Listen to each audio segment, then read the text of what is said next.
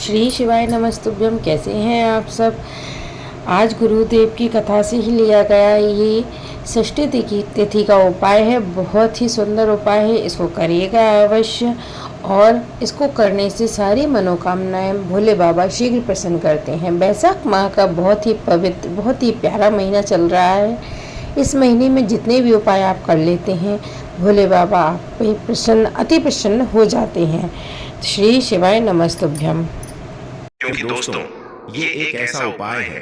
श्री शिवाय नमस्तुभ्यम। दोस्तों आप सभी लोग जानते हैं कि 14 मई 2024 को बैशाख मंगलवार की सप्तमी आने वाली है। दोस्तों इसी दिन किया जाने वाला पंडित जी द्वारा बताया गया कनेर के फूल वाले उपाय आप लोगों को जरूर करना चाहिए। क्योंकि दोस्तों ये एक ऐसा उपाय है जो कि इस उपाय को करने के बाद दोस्तों आपको पूरे साल कोई और उपाय को करने की जरूरत नहीं है। क्योंकि सबसे बड़ा और सबसे नया यह उपाय पंडित जी ने अपनी अभी की सीहोर की कथा में ही बताया है।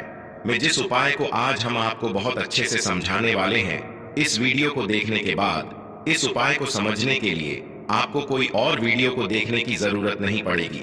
तो चलिए दोस्तों उपाय को शुरू करते हैं। देखिए यह दिन इतना खास होता है, इतना महत्वपूर्ण होता है। देखा गया है कभी कभी बड़े बड़े पूजा पाठ अनुष्ठान से जो मनोकामना पूर्ण नहीं होती है, वह बैशाख मंगलवार का सप्तमी के दिन एक छोटे से उपाय करने से ही आपकी मनोकामना पूर्ण हो जाती है। और बहुत सारे लोगों ने इस उपाय को किया भी है और उनको इस उपाय को करने का फल भी जरूर मिला है। अगर आप लोग भी इस उपाय को बैशाख मंगलवार सप्तमी के दिन करना चाहते हैं तो आप इस उपाय को पहले अच्छे से समझ लेना, सुन लेना, उसके बाद करना। आपको इस उपाय का फल जरूर मिलेगा। और इस उपाय को करने से आपके घर में चाहे किसी भी प्रकार की दुख और समस्या क्यों ना चल रही हो, आपको उसका कारण भी नहीं पता है कि भाई यह समस्या किस कारण से चल रही है। उसका कुछ भी कारण हो सकता है, जैसे पितृदोष हो सकता है या किसी भी तरह का मंगल दोष भी हो सकता है, और भी बहुत तरह के दोष होते हैं, कुछ भी हो सकता है। पर आपको इस उपाय को करने के लिए अपने दोष को पता लगाने की भी जरूरत नहीं है।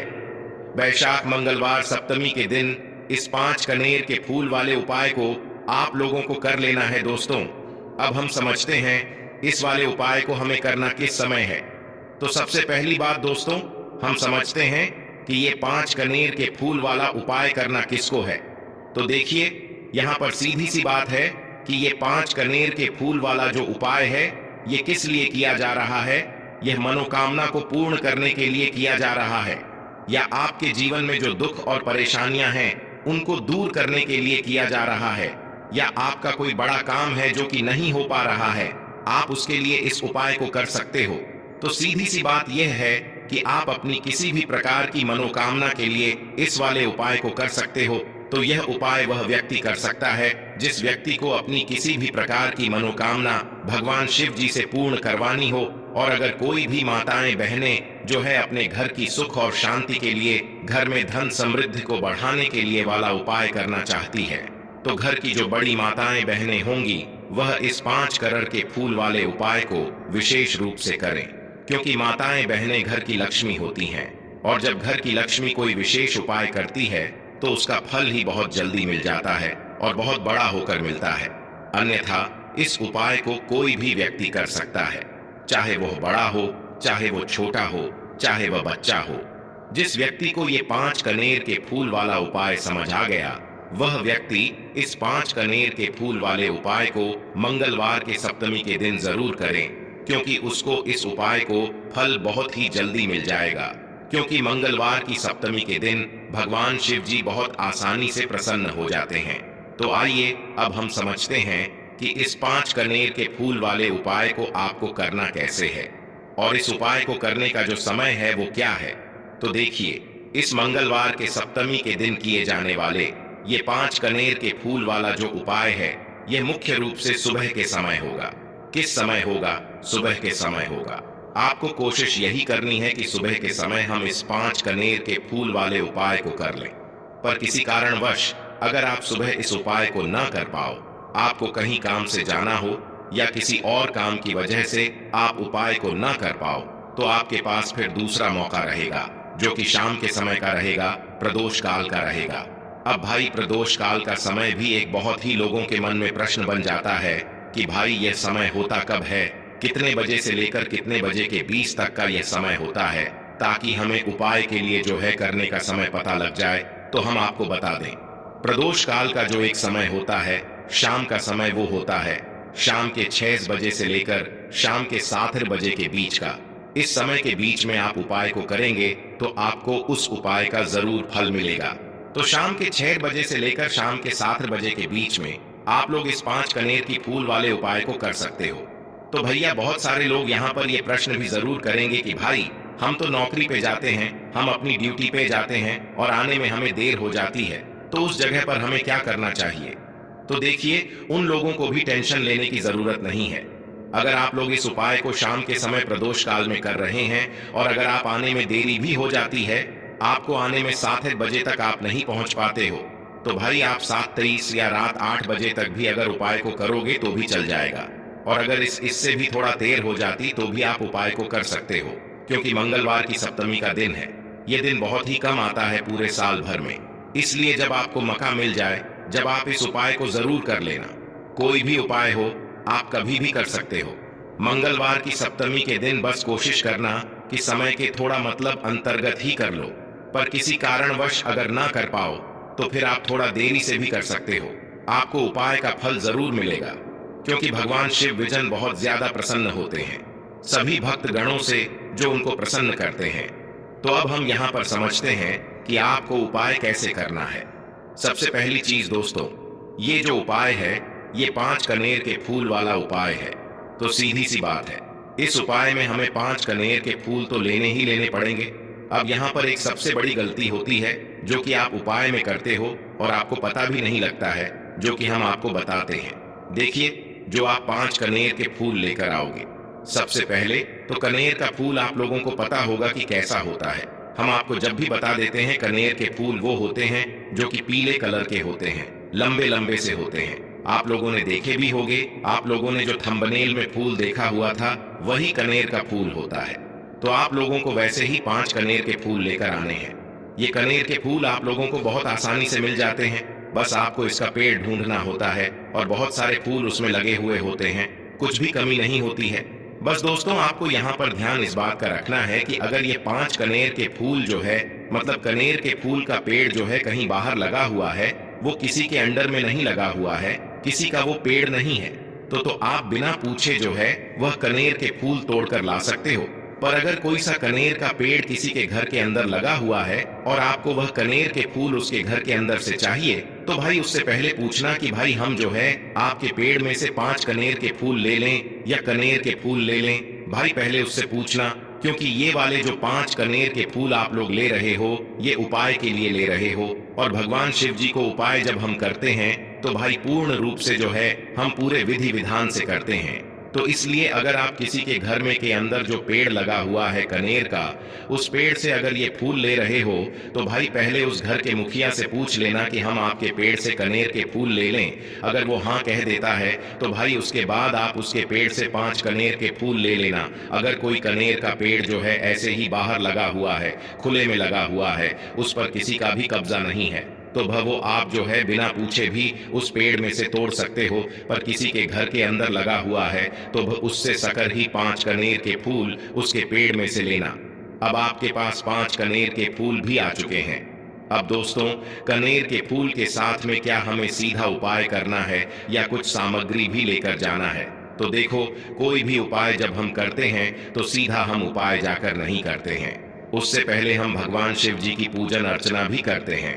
तो देखो, अगर यह उपाय आप सुबह के समय कर रहे हो, प्रातः काल कर रहे हो, तो आप लोगों को अपने साथ में कम से कम 1 लोटा जल तो जरूर लेकर जाना ही जाना है। मंगलवार की सप्तमी का दिन रहेगा, वैसे ही माताएं बहनें अपनी पूजन सामग्री लेकर जाएंगी, तो उन लोगों के लिए कोई दिक्कत नहीं है जो प्रतिदिन शिव जी के मंदिर जाते हैं या मंगलवार के सप्तमी के दिन अपनी पूरी पूजन सामग्री लेकर जाएंगे। भाई वो वैसे के वैसे ही लेकर जाएं, यह बात उनके लिए है जो कुछ भी लेकर नहीं जाएंगे। भाई वो बस 1 लोटा जल तो जरूर लेकर जाएं। अगर वह इस उपाय को 5 कनेर के फूल वाले उपाय को कर रहे हैं, उसी के बाद में दोस्तों शाम के समय की बात करें, तो भाई शाम के समय अगर आप लोग इस 5 कनेर के फूल वाले उपाय को कर रहे हो तो अपने साथ में एक गोल बाती का घी का दीपक जरूर लेकर जाना।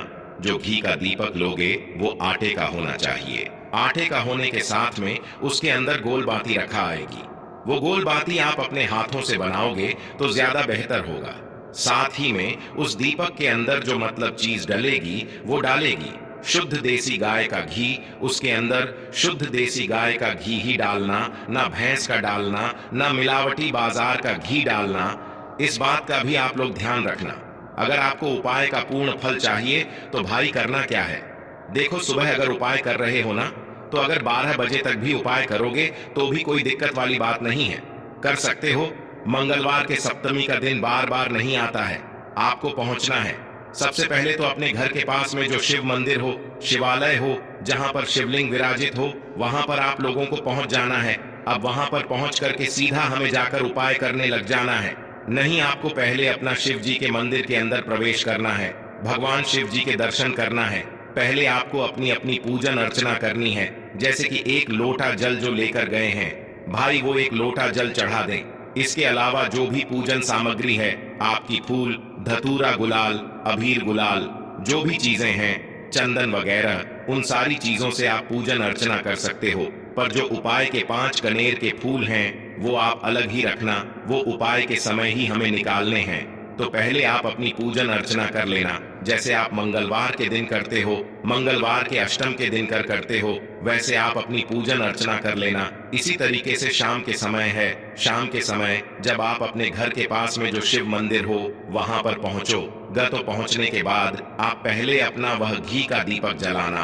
अब घी का दीपक जलाने में भी इस बात का ध्यान रखना, इस घी के दीपक को आपको अपने घर से जलाकर नहीं लेकर जाना है और मंदिर में जाकर भी जलाना है। और मंदिर में जाकर जलाओगा तो उसे अपनी माचिस से ही जलाना है। अपने घर से इस दीपक को जलाने के लिए अपनी माचिस लेकर आना। अगर आपने मंदिर में किसी और की माचिस ले ली इस दीपक को जलाने के लिए, अगर आप शाम के समय इस वाले उपाय को कर रहे हो तो भाई इस उपाय को करने का फल जो है उस व्यक्ति को भी मिल जाएगा जिस व्यक्ति की आपने माचिस ली होगी। इसलिए आप अपने घर से अपनी ही माचिस लेकर जाएं। उसके बाद में दोस्तों, आप लोगों को एक बात का और ध्यान रखना है कि जब आप उस दीपक को जला दो, जलाने के बाद उस दीपक से आप चाहो तो आरती भी उतार सकते हो, अन्यथा कोई दिक्कत वाली बात नहीं है। आप उस दीपक को भगवान शिव जी के इतने पास मत रखना कि भगवान शिव जी को आंच लगी। थोड़ी दूरी बनाकर ही जो है आप उस दीपक को जो है भगवान शिव जी के शिवलिंग के पास में रखना, क्योंकि अभी हम जो है भगवान शिव जी को प्रसन्न करने वाले हैं। तो इसलिए जो है भगवान शिव जी को आंच ना लगे, इतनी दूरी बनाकर आप उस दीपक को रख दीजिएगा। जैसे ही आपकी पूजन अर्चना हो जाती है आप जल चढ़ा देते हैं। सुबह के समय गए तो जल चढ़ा देते हैं, पूजन अर्चना हो जाती है। फिर आप उसके बाद में भगवान शिव जी की शिवलिंग के पास में कहीं पर भी बैठ जाइए, सामने बैठ जाइए या आसपास बैठ जाइए। उसी तरीके से शाम के समय है, दीपक जैसे ही लग जाए तो भाई आप अपना उपाय को यहाँ पर कर सकते हैं। और उपाय को करने से पहले आप अपने वह 5 कनेर के फूल निकाल लीजिए, क्योंकि अब हम यहाँ पर उपाय को करने वाले हैं। उपाय को करने के लिए आप शिवलिंग के सामने भी बैठ सकते हैं, आसपास भी बैठ सकते हैं, कोई दिक्कत वाली बात नहीं है। अब हमारे पास 5 कनेर के फूल हैं, तो सीधी सी बात है कि इन 5 कनेर के फूलों को हमें 5 अलग अलग जगहों पर यहाँ पर चढ़ाने हैं। अब वो 5 अलग अलग जगह कौन सी हैं वो हम आपको बताते हैं। देखिए, 5 अपने कनेर के फूल आप अपने सामने निकाल कर रख लीजिए। अब 5 कनेर के फूल में से सबसे पहला वाला कनेर का फूल आप लोग उठाइए और पहले वाले कनेर के फूल आपको कहां पर चढ़ाना है वो आपको चढ़ाना है भगवान शिव जी की शिवलिंग के ऊपर। जो गणेश जी वाला स्थान होता है वहां पर अब भगवान शिव जी के शिवलिंग के ऊपर गणेश जी वाला स्थान कहां पर होता है? भगवान शिव जी की शिवलिंग होती है, शिवलिंग की जलाधारी होती है। जलाधारी का जो राइट हैंड साइड होगा, मतलब शिवलिंग की तरफ से खड़े होकर देखना कि भगवान शिव जी का सीधा हाथ कौन सा है, राइट हैंड साइड कौन सा है। उस राइट हैंड साइड पर आपको ये पहले नंबर का कनेर का फूल समर्पित करना है और जो फूल का खिला हुआ भाग होगा ना, वो शिवलिंग की तरफ करके ही आप लोग जो है इस पहले नंबर के फूल को भगवान गणेश जी वाले स्थान पर समर्पित करना, जलाधारी के राइट हैंड साइड पर। अब दोस्तों निकाल लेना अपना दूसरे नंबर का कनेर का फूल। अब दूसरे नंबर के कनेर के फूल को आपको कहां पर समर्पित करना है या आपको समर्पित करना है? भगवान कार्तिकेय जी वाले स्थान पर। अब गणेश जी वाला स्थान राइट हैंड साइड पर होता है, तो कार्तिकेय जी वाला स्थान लेफ्ट हैंड साइड पे होता है, जलाधारी के ऊपर है। तो जलाधारी के ऊपर जो लेफ्ट हैंड साइड का जो हिस्सा है वहां पर कार्तिकी जी के स्थान है। तो इस दूसरे नंबर के फूल को आप वहां पर समर्पित कर देना और भगवान से प्रार्थना कर लेना, और फूल का खिला हुआ भाग शिवलिंग की तरफ ही होना चाहिए। अब बात आती है तीसरे कनेर के फूल की, तो तीसरे कनेर के फूल को भी आपको लेना है और इस तीसरे कनेर के फूल को आपको माता अशोक चंद्र जी वाले स्थान पर समर्पित करना है। अब ये माता अशोक चंद्र जी का स्थान कहाँ पर होता है दोस्तों? ये जो स्थान होता है ये जलाधारी के बिल्कुल बीचों बीच में होता है। आपने पहला फूल भगवान गणेश जी वाले स्थान पर चढ़ाया, दूसरा फूल कार्तिकी जी वाले स्थान पर चढ़ाया, अब ये तीसरा फूल जो है इन दोनों फूलों के बीचों बीच चढ़ेगा। मतलब जहाँ पर माता अशोक सुंदर जी का स्थान होता है, खिला हुआ भाग शिवलिंग की तरफ करके ही जो है इस तीसरे नंबर के फूल को आप समर्पित कर देना माता असक चंदी वाले स्थान पर। अब बात आती है चौथे नंबर के फूल की। तो दोस्तों जो चौथे नंबर का फूल होगा ये आप लोगों को कहां पर समर्पित करना है? ये आप लोगों को समर्पित करना है भगवान शिव जी की शिवलिंग के ऊपर जो एक पात्र टंगा हुआ होता है जिससे बूंद बूंद करके जल टपकता है, जिसके अंदर शिव जी की 5 बेटियों का स्थान होता है, जया विष हरा शामली बारी दौतली और देव। उस पात्र के अंदर जो है आप लोगों को क्या करना है, ये चौथे नंबर के फूल को समर्पित करना है। अगर किसी कारणवश आपका वह पात्र जो है शिवलिंग के ऊपर जो पात्र टंग होता है जिससे बूंद बूंद करके जल टपकता है, वह पात्र उपस्थित ना हो, तो आपको क्या करना है कि शिव जी की 5 बेटियों का नाम लेकर जया विष हरा शामली बारी दौतली और देव का नाम लेकर जो है इस चौथे नंबर के फूल को आपको जलाधारी के ऊपर ही कटी शिवलिंग का जो कटी भाग होता है, मतलब जलाधारी के ऊपर ही जो भाग होता है वहां पर समर्पित कर देना इस चौथे नंबर के फूल को। उसके बाद में दोस्तों बात करते हैं आखिरी नंबर के 5वें नंबर के फूल को, जो कि आखिरी फूल है हमारा। इस 5वें नंबर के फूल को आपको क्या करना है, अगर आपके मतलब जिस मंदिर में आप गए हो वहां पर अगर त्रिशूल लगा हुआ है तो भाई त्रिशूल का एक मध्य भाग होगा जहां से वो त्रिशूल के तीनों भाग निकले हुए होंगे, तो आपको वो त्रिशूल का एक मध्य भाग देख लेना है। उस मध्य भाग पर आपको इस 5वें नंबर के कनेर के फूल को छुआ है, स्पर्श कराना है, और स्पर्श कराने के बाद इस 5वें नंबर के फूल को आपको क्या करना है, भगवान शिव जी की शिवलिंग के ऊपर समर्पित कर देना है। अब दोस्तों अगर वह मतलब जो है त्रिशूल ना भी हो आपके मंदिर में उपस्थित, तो आप सीधा सीधा ये जो 5वें नंबर का कनेर का फूल है या भगवान शिव जी की शिवलिंग के ऊपर समर्पित कर देना। बस ध्यान इस बात का रखना कि जो खिला हुआ भाग है फूल का वो सामने की तरफ होना चाहिए, जलाधारी की तरफ होना चाहिए, और डंडी का जो भाग है वो शिवलिंग के पीछे की तरफ होना चाहिए फूल की। तो इस बात का आप लोगों को ध्यान रखना है। जैसे ही आप लोग को ये 5 फूल समर्पित कर देते हैं, वहीं पर भगवान शिव जी के शिवलिंग के पास में बैठकर जो है हाथ जोड़कर विनती कर कर अपनी वह मनोकामना बोलना, जिस मनोकामना के लिए आप लोग यह वाला उपाय कर रहे हो। अपनी वह दुख और समस्या बोलना जिसके लिए आप लोग अपना ये वाला उपाय कर रहे हो। अपनी किसी भी एक मनोकामना के लिए ये वाला उपाय करना। 2-3 मनोकामना एक साथ मत बोलना, कोई भी एक मनोकामना बोल देना। अपने 5वें नंबर के फूल को चढ़ाने के बाद और चढ़ा दो तो भाई 2 मिनट भगवान शिव जी के नाम का जाप कर लेना। उसके साथ में दोस्तों आपका ये उपाय यहाँ पर पूर्ण हो जाता है और आप अब भगवान शिव जी के दर्शन करके उनको धोख देकर अपने घर पर वापस जा सकते हो। इसी के साथ में दोस्तों इस उपाय को करने से आपको बहुत ही बड़ा फल मिलेगा। आपकी मनोकामना बहुत ही जल्दी पूर्ण होगी और आपको इस उपाय को करने का फल भी बहुत ही बड़ा होकर मिलेगा। श्री शिवाय नमस्तुभ्यम। और ये आपको वीडियो जो बताया गया है पूज्य गुरुदेव की ही कथा से सुनकर उसको अच्छे से समझकर आपको समझाया जा रहा है। इस उपाय को करने से भोले बाबा आपकी सभी मनोकामना शीघ्र अतिशीघ्र पूर्ण करेंगे। और इस तरह के आगे और भी वीडियो आपको मिलते रहे, इसके लिए आपको चैनल को लाइक शेयर और सब्सक्राइब कर देना है। और अपने दोस्तों में शेयर भी कर दीजिए, जिससे आगे इसी तरह के और वीडियो आप तक पहुंच सकें। ओम नमः शिवाय। श्री शिवाय नमस्तुभ्यम।